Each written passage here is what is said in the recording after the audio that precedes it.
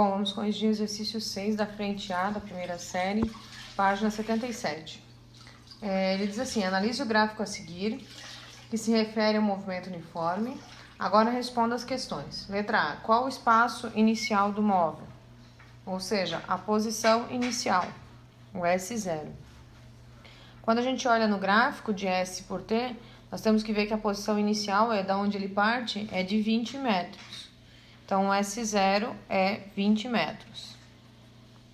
Bom, qual é a velocidade escalar? Ele quer saber na letra B a velocidade escalar. V é ΔS sobre ΔT.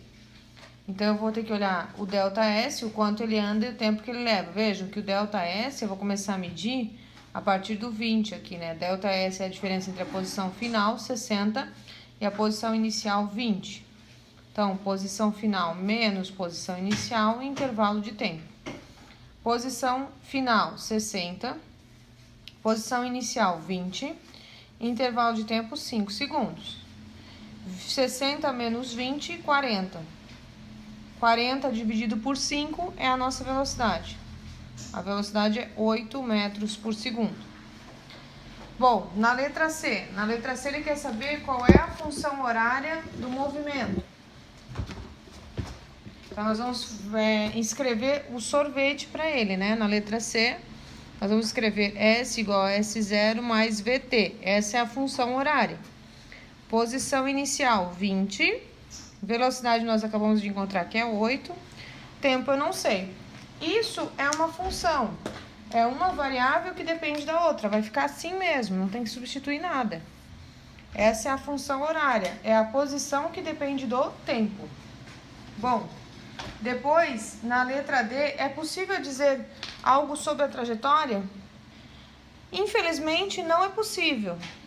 Porque a trajetória, ela não tem nenhuma informação aqui. Só tem a posição, né? Os espaços percorridos. Mas a gente não pode falar nada sobre a trajetória. Nós não temos informação nenhuma, tá? E o movimento é progressivo ou retrógrado? Progressivo, porque a velocidade é positiva. Então, é progressivo. Progressivo porque a velocidade é positiva, tá? Agora vamos fazer o exercício 10 da mesma página, né? Pra gente ver o que tá acontecendo. O exercício 10 diz o seguinte. Ele diz assim: o gráfico a seguir modela a distância percorrida em quilômetros por uma pessoa em certo período de tempo. A escala de tempo a ser adotada para o eixo das abscissas depende da maneira como a pessoa se desloca. Qual a opção que apresenta melhor associação entre meio e a forma de locomoção e unidade de tempo, quando são percorridos 10 km? Então, as opções que existem são carroça por semana. Bom, uma carroça não vai percorrer 10 km em 2 semanas e meia. Então, essa primeira opção não é válida. Letra B, carro por dia. O carro também não vai percorrer 2 km em 2 dias e meio. Letra C, caminhada por hora. Pode ser uma caminhada de 10 km num tempo de 2 horas e meia. É a melhor opção, tá? A letra C. Letra D, bicicleta por minuto. 10 km em 2 minutos é muito quilômetro para pouco tempo, né? Letra D, avião por segundo. 10 km em 2 segundos também é muito tempo, tá? Pouco tempo, desculpa, para um avião. Então, a melhor opção seria a letra C. Continuando a nossa correção, nós vamos fazer também a questão número 22, o exercício 22. O que diz o exercício 22? Ele diz assim: um trem de comprimento, então o comprimento do trem, ele vale 150 metros. E se desloca com velocidade de 16 metros por segundo. Então, a velocidade com que esse trem se desloca é 16 metros por segundo. Esse trem leva para atravessar um túnel um tempo de 50 segundos. Então, o tempo que ele leva é 50 segundos.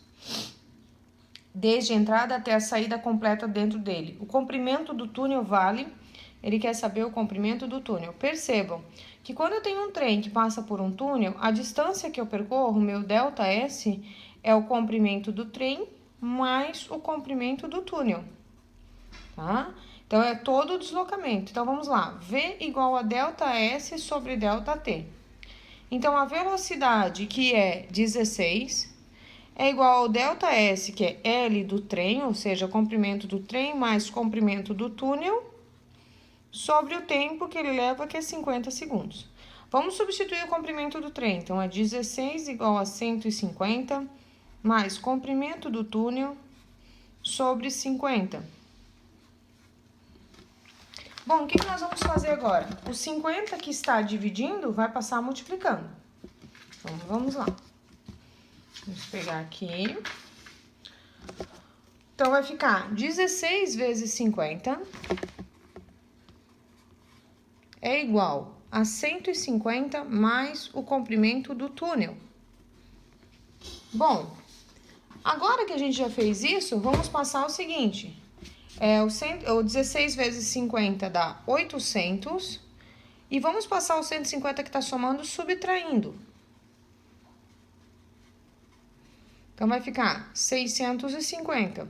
Então, isso significa que o comprimento do túnel é 650 metros. E a opção é a opção B.